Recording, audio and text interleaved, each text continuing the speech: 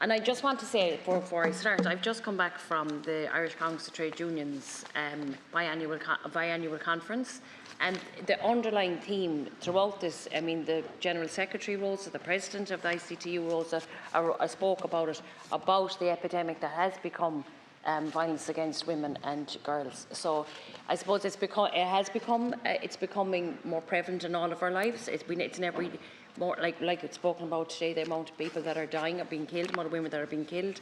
But I think, you know, the underlying theme today from the conference over the last 2 days is that we all collectively as a society know this, but it's our responsibility from I suppose from the state through legislation, but also through all of our own actions within ourselves as well. And I know that a lot of people have spoken about this already.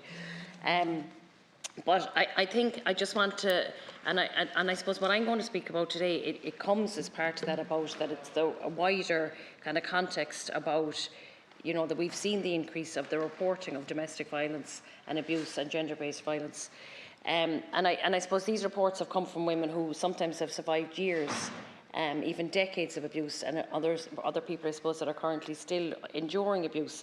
And women say, like I said here, that of over 32,000 contacts are made with them during 2024, and I suppose that's 32,000 instances of women looking for help. And I think the purpose of this bill is to give to give strength and teeth to the existing legislation, but also to ensure that we actually look at, there's a continuous help, that it's, you know, the areas of being part of a housing strategy, looking at women's refuges, looking at supports for children, looking at family support. So while this is such a welcome bill, and I hope that it is enacted and it's not delayed, but that it's a wider conversation. It's one part of what we need, one part of a response.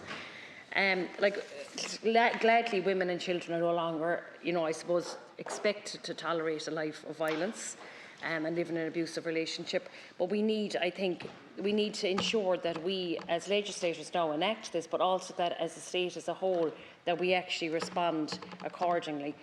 Like in January 2023, I publicly highlighted in my own area the concerns that 9 counties, including Sligo and Leitrim, had no women's refuge. And refuge is at the last resort.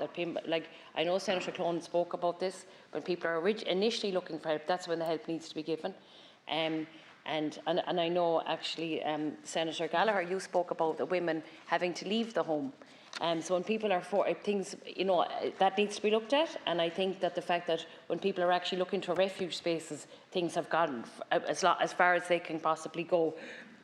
However, though, we need to still provide those spaces. And I know that like 9 counties still don't have a shelter in July 2025. Sligo doesn't and Leitrim doesn't. From speaking to organisations locally, I know that there has been great strides in how government is approaching the planning of these services, and I definitely from the offset want to acknowledge this. Cohen is working very well to ensure that all partner services are involved in decision making. That's the Housing Agency, Department of Housing, DVAS and the local authorities have been working hand in hand. And I know that in Sligo, in particular, that the intention is that DVAS will be a lead partner in operating a facility designed to accommodate 8 families.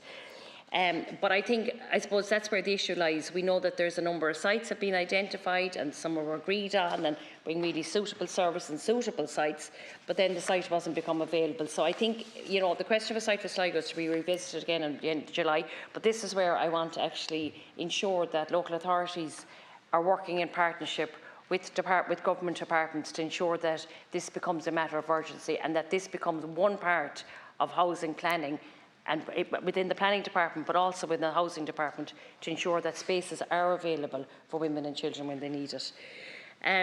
So I suppose, I just want to commend the women who have, and the children that have been forced to leave, forced to leave their homes. And I want to commend again Malcolm for bringing this bill forward, and again to Senator Ryan for including children in it, because I think it's essential at this point that we're actually acting responsibly and acting quickly to ensure that this epidemic, as it's been called already, isn't escalating further out of control. Thank you.